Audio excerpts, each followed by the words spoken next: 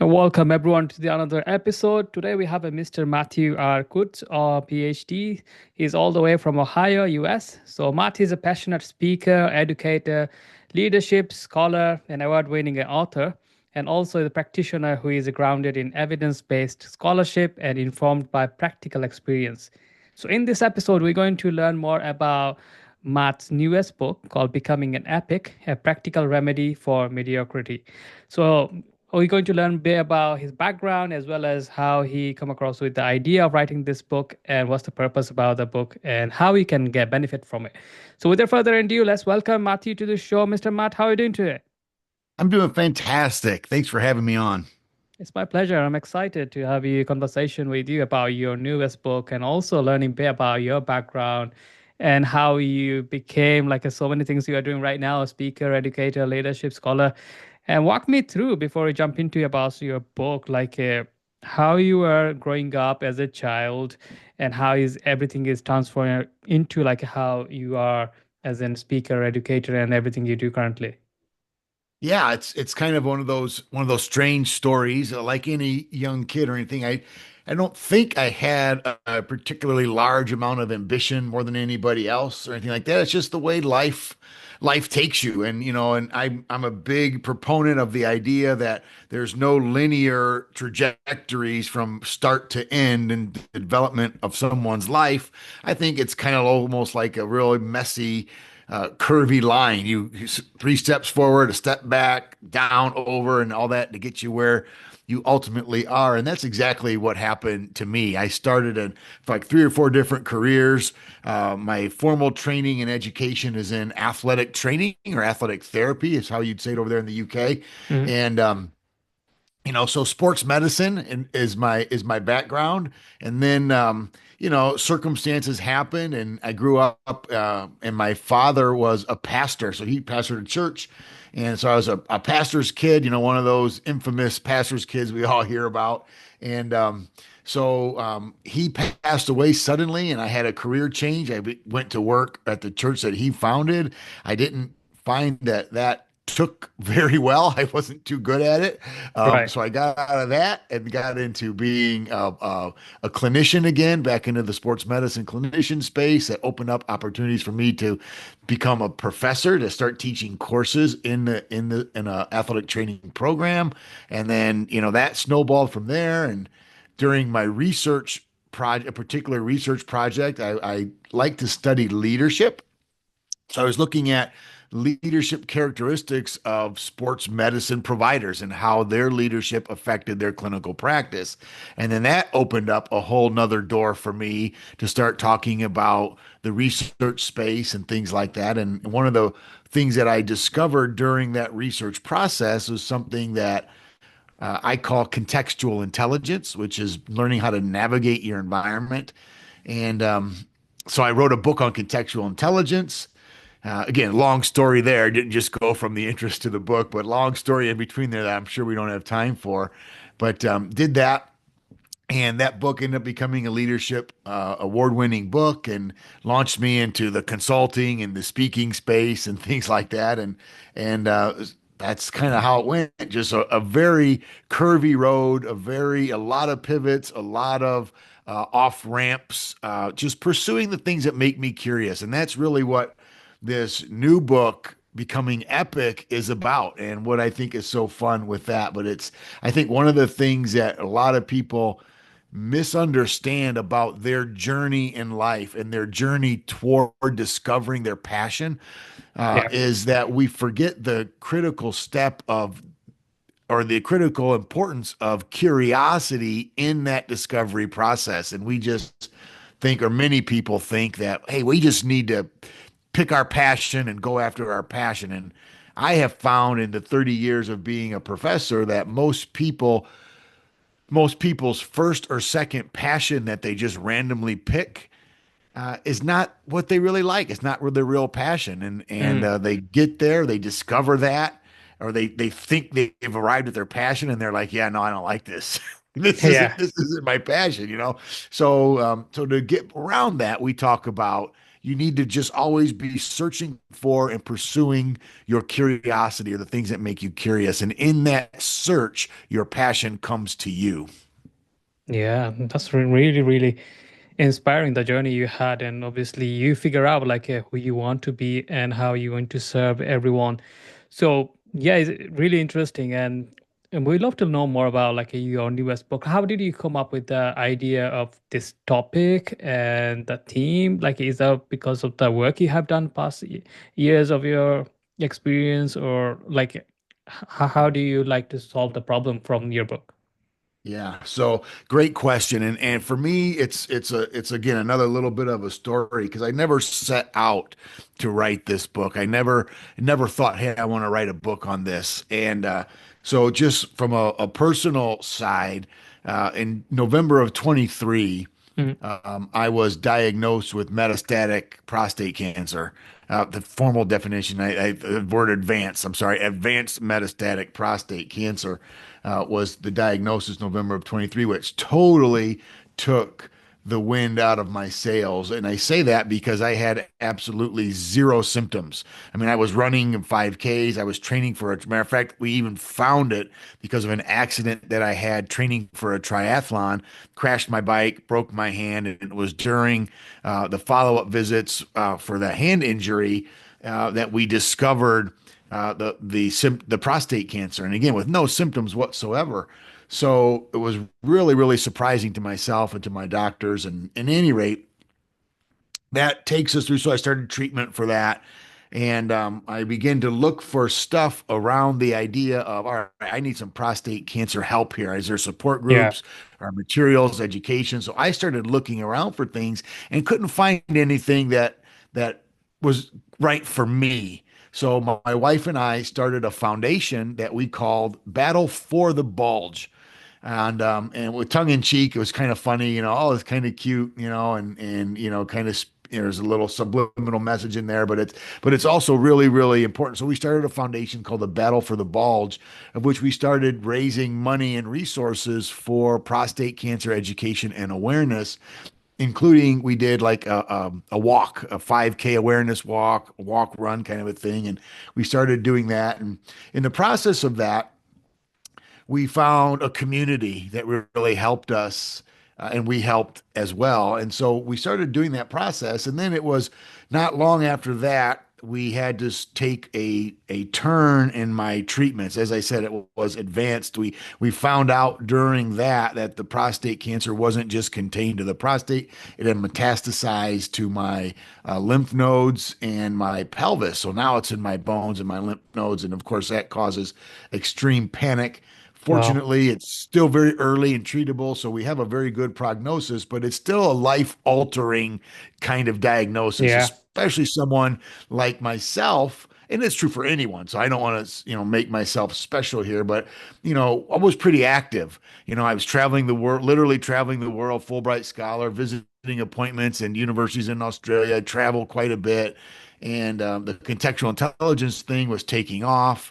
And I work in the sports medicine space, so as an international ambassador, so to speak, for our association. So I traveled a lot, very active, two college age boys at the time. So we're always moving, running 5Ks, running triathlons, doing Mhm. this, and again, no symptoms. So it was like, what the heck? It came out of nowhere. Yeah.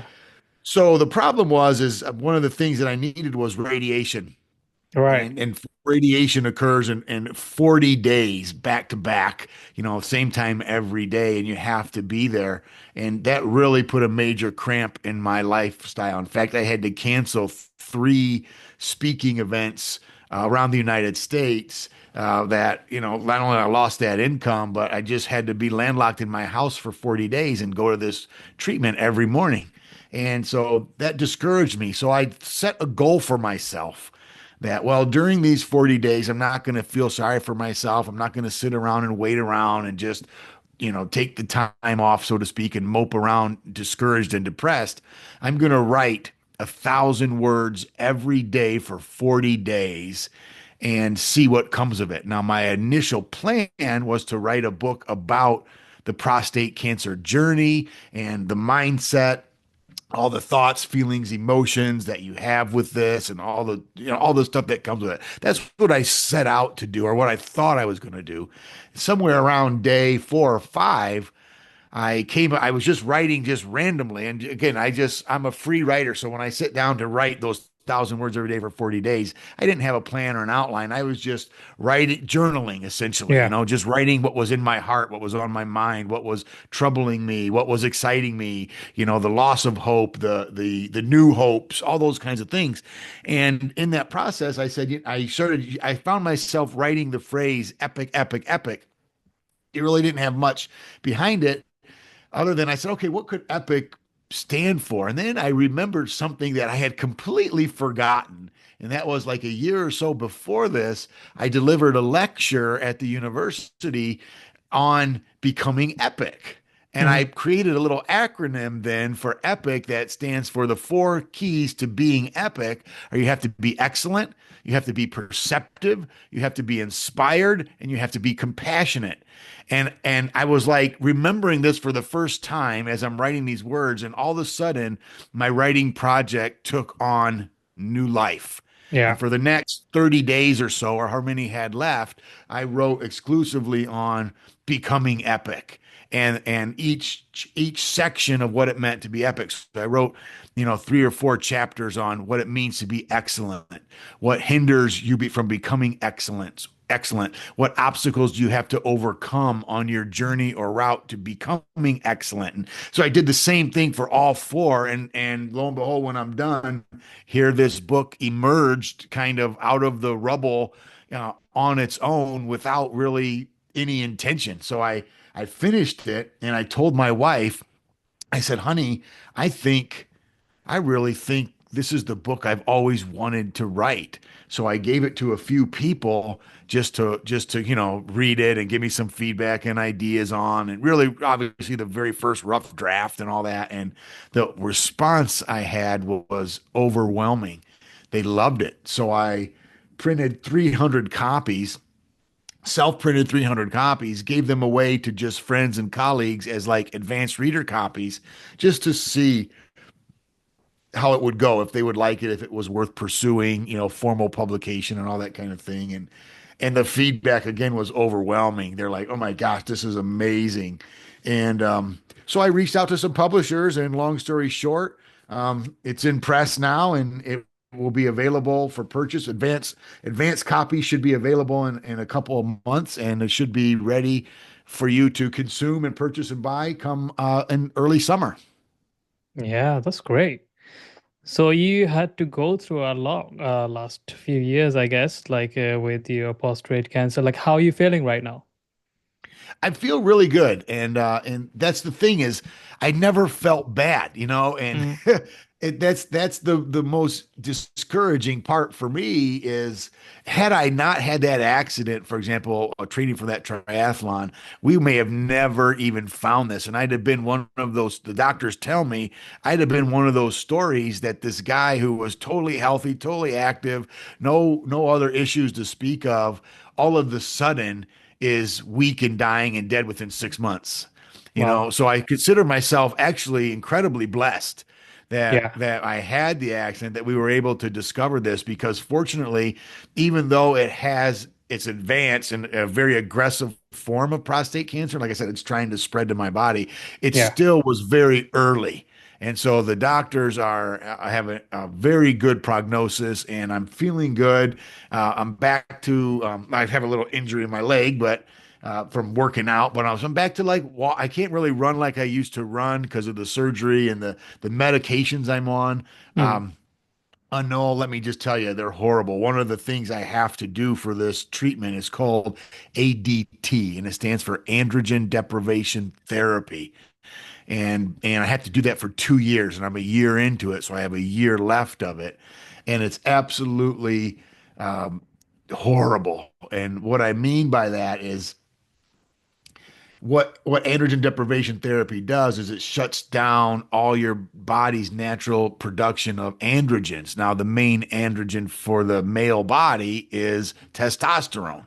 Yeah. So I'm actually, I'm one of those guys, you see all those commercials on television and different things of, hey, boost your testosterone and get all this and take these supplements. And I'm the opposite of that. They're trying to stop my body from producing testosterone. And let me tell you, it's a horrible thing, just emotionally. I mean, I feel okay, and the cancer is definitely not growing and seems to be undetectable at this point. So the doctors are like thrilled. It's like, hey, this is great.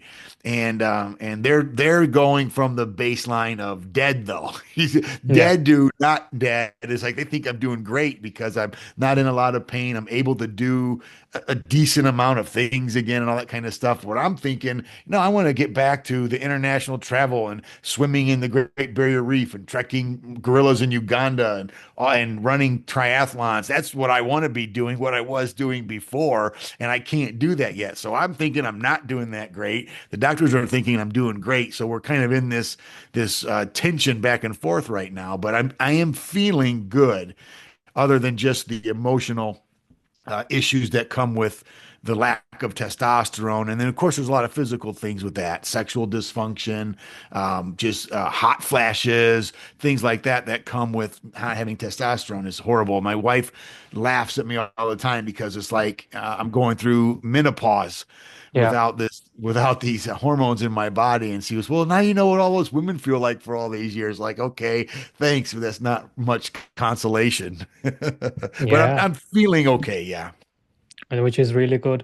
And did you have to go through like a chemotherapy route or So the chemo part of it, I did not have to do formal chemo, but I do take like an oral chemo pill to help some of the other androgens from being produced. So the body will produce testosterone through the testicles, of course. So I get an infusion for that, or an injection for that every 3 months. And then what your body will do naturally in a normal situation, it will begin to produce testosterone from other glands in other places and other androgens, and it picks up the volume of these other androgens. Well, I can't have those either, so I have to take an oral pill to eliminate and suppress production of those. And that oral pill, some people call it's the chemo pill. So I don't have to go in for the infusion and get all the stuff that the nausea and all that stuff that normal chemo happens. But I have lost like the hair on my head is still good. I haven't lost any of that, but I have lost my body hair and things like that from the testosterone. So some minor side effects, but all in all, I'm still able to do pretty much the things I want to do, other than the big exciting things that I love doing. yeah, very interesting. So yeah, so what is the main key point when someone is a reader is reading your book and like how is going to solve their problem in their life? Like which aspect you touch based on more? Like if you give some like a few example from it. Yeah.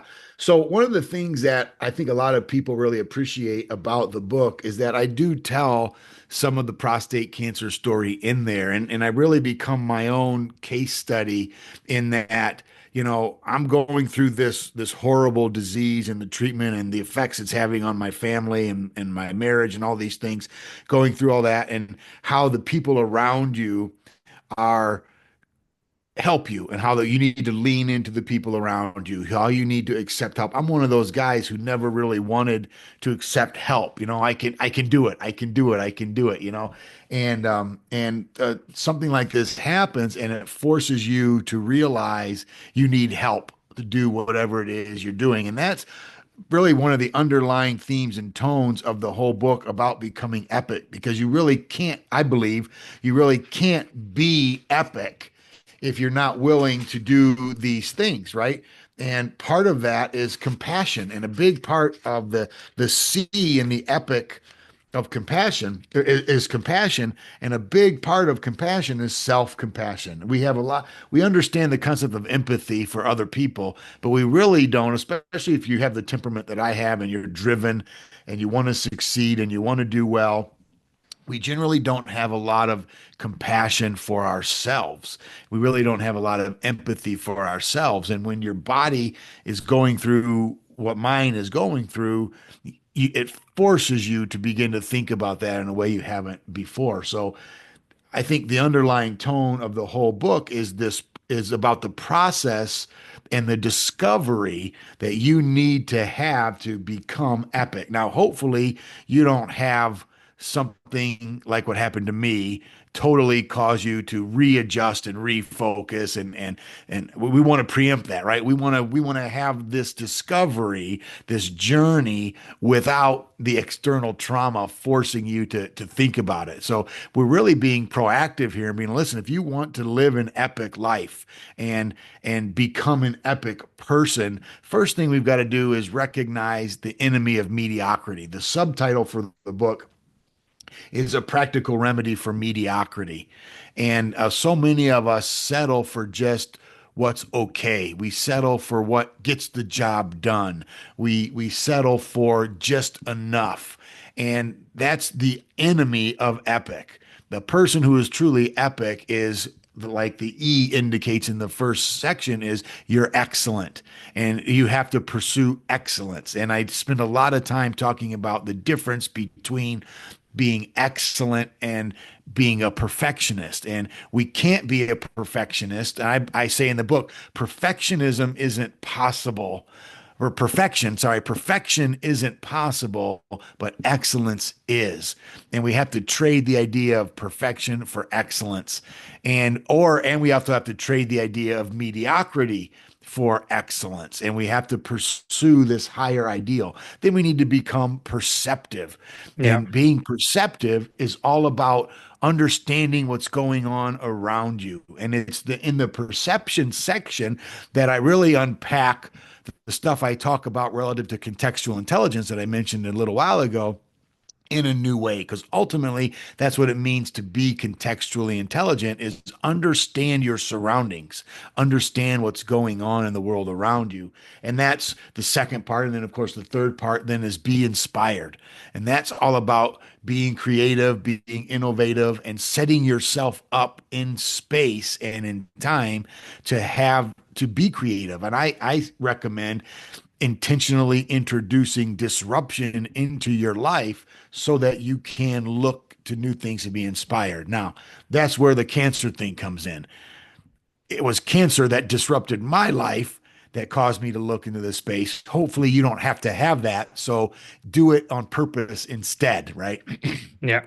Introduce that disruption yourself so you have a little bit more control over it. And then, of course, the C that we already mentioned was compassion. So that's what we have in the epic model. And that's the journey a person goes through on their path to becoming epic. All right. That's great. So, with all of them things you have done in your life, from your business, speaking, helping other individuals, and gone through like a now with your health. So, what is the number one lesson life gave you? Yeah, wow. So funny because I was thinking about this. I was asked a similar question just the other day, and the answer I came up with then is still the answer I have now because it resonates with me, and it's a twofold answer. Mm. One is pray more, pray hard, and not more. And I don't mean it so much in a religious sense, but pray in a conceptual idea of just pray harder. You know, tune up your spiritual identity, your spiritual self, whatever that looks like. Now, for me, that manifests in a Christian faith, and I realize that's not true for everybody, but pray harder is the big part of really understand that the spiritual dimension of your being is more prevalent than I think a lot of us realized. And that's the first thing. And the second thing is you have to lean in to your friends. You have to lean into your support system, the people around you. So those are the two biggest things that I've learned through this journey is pray harder and lean into your support system and really let them help you. And it really does tend to go better for you, I think, if you do those two things. And that advice, I think, applies to anybody in any situation. Yeah, that's great. Thank you so much for the advice. So, yeah, we are nearly coming to the end of this podcast, Mr. Matt. So, before we wrap up here, if anyone wants to learn more about yourself or want to learn more about your business and also want to grab a copy of your book, where's the best place to find it all? Yeah, awesome. So thanks. So the best place for all of that is my website. So I've got one central location that talks about my speaking, all my different books, etc. And the website is matthewkutz.com. So Kutz is spelled Kutz. So Matthew with two T's, Kutz.com. And you can find everything you need there. My bio, media pics, books, speaking engagements, contact pages, all of that is there. All right, that's great. Thank you so much for your time. I wish you very best of luck with everything you do and your health. And thank you so much for your time today. Thank you, Lionel. I really appreciate it. Had a great time. You too. Thank you. So that's a wrap, guys. Thank you so much for listening to this podcast episode with Mr. Matthew Kutz. I hope you enjoyed our conversation. If anyone wants to learn more about him, you can visit his website. I'm going to put the link on the description for you to find him easily. So until then, I'll talk to you in the next episode. So take care.